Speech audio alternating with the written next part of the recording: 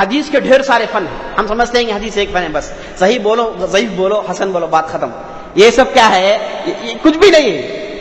یہ حدیث کا علم بہت واسٹ ہے. کہا جاتا ہے کہ صرف ضعیف کے 300 قسمیں ہیں, صرف ضعیف کے 300 قسمیں, مضطرب, معلل, معلول. جی ابھی کیا کیا ہے بتاتے گا تو گزر جائے. 300 قسمیں صرف ضعیف کے. اب ایک سند میں کیسے کیسے ضعف آتا ہے, کیسے کیسے خامیاں پیدا ہوتی ہیں, یہ الگ ہی فن ہے, الگ دریا ہے. تو ایک ایک بھی دریا ہے سمجھیے. ہر چیز کے ہر فن میں کتابیں لکھی گئی ہیں. تو اس میں تمام فنوں میں سب سے مشکل فن ہے علم العلل. حدیث کے کئی فنوں میں ایک فن ہے جسے کہتے ہیں علم العلل. اس کے ماہرین ساری دنیا میں 20 ہی ہیں بس, اور وہ لوگ چلے گئے, اب کوئی پیدا نہیں ہوگا. 18 سے 20 ہیں بس. اس میں سے امام بخاری, اس میں سے ایک مسلم, امام بخاری کی بدولت, ورنہ یہ لسٹ میں نہیں آتے تھے جی. اور اس کے بعد جو ہے اس میں امام ابو زرعہ, امام زہری اور بڑے بڑے محدثین. صرف 18-20 ہیں بس. دوسرے محدثین ڈھیر سارے, ہزاروں کی تعداد میں, لاکھوں کی تعداد میں, لیکن علم علل کے ماہرین اتنے ہی ہیں بس. اور کہا جاتا ہے کہ یہ ایسا فن ہے جسے آدمی کیا ہے صرف پریکٹس کرنے کے بعد کم از کم 20 سال صرف کرے, کم از کم آدمی 20 سال صرف کرے تو اسے اس میں مہارت حاصل ہوتی ہے. اور آپ سنے ہوں گے کہ حدیث کا ایسا فن ہے کہ اس کی مثال سونار جیسی ہے. اس کی مثال سونار جیسی ہے. سونار کے سامنے آپ کوئی جو ہے سنا دے دیجئے, وہ دیکھ کر کہے گا کہ سننا ہے.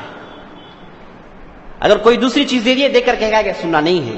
اگر آپ سونار کو پوچھے کہ کیسے آپ کو معلوم ہوا, کیسے معلوم ہوا کہ سننا ہے, یہ دونوں تو پیلے ہیں, یہ بھی پیلا, وہ دونوں چمک رہے ہیں, لیکن آپ کو کیسے معلوم ہوا کہ سننا ہے اور یہ نقلی ہے؟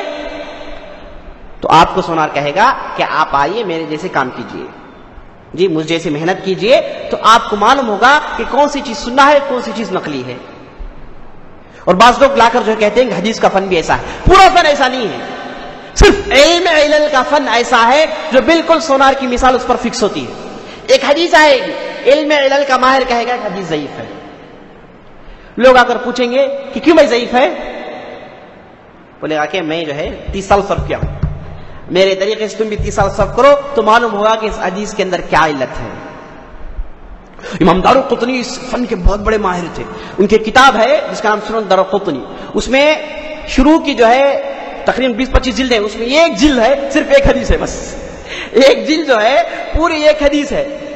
حدیث کتنے 2 صفحے کی, مطلب 2 لائن کی ہے بس حدیث, لیکن پوری جلد ہے اس حدیث پر. کیا ہے یہ حدیث کے خامیاں علل لکھے ہیں, جلد پوری 100 سند نقل کیے, اور 100 سند میں ہر سند میں جو علتیں بیان کی ہیں وہ پوری موٹی جلد بن گئی.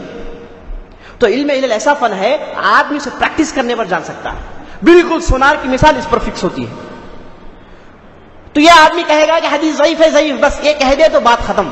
امام بخاری بول دیے کہ فلاں حدیث ضعیف ہے, آپ کو سمجھ میں آئے یا نہ آئے, آپ 1000 عقلی گھوڑے دوڑائیں, اگر امام بخاری بول دیے ہیں, امام ابن حاتم بول دیے ہیں, امام ابو زرعہ بول دیے ہیں, امام زہری بول دیے ہیں کہ حدیث ضعیف ہے, تو آپ کو اس کے علاوہ چارہ نہیں کہ آپ کہیں آمنا صدقنا. بس زیادہ بحث کریں گے تو کہا جائے گا کہ آؤ محنت کرو میرے ساتھ. تو امام مسلم جو ہے یہ لسٹ میں آتے ہیں, مطلب ایسے علماء کی لسٹ میں جو علم علل کے ماہر ہیں. کیسے آئے؟ امام بخاری کی بدولت. تو امام بخاری سے انہوں نے علم علل سیکھا.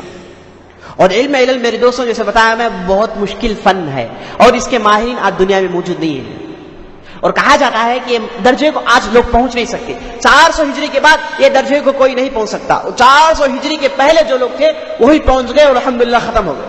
اب کوئی یہ دور کو نہیں پہنچ سکتا, یہ مرتبے کو پہنچ نہیں سکتا, چاہے آدمی ساری دنیا کی کتابیں پڑھ لے, لیکن علم علل کا ماہر بن نہیں سکتا. وعلیکم السلام ورحمۃ اللہ وبرکاتہ. خیر سے میری خواہش تھی کہ میں فوراً جواب دیتا, لیکن بھول گیا میں. علم العلل کے ماہرین بہت کم ہیں جیسے آپ نے سنا.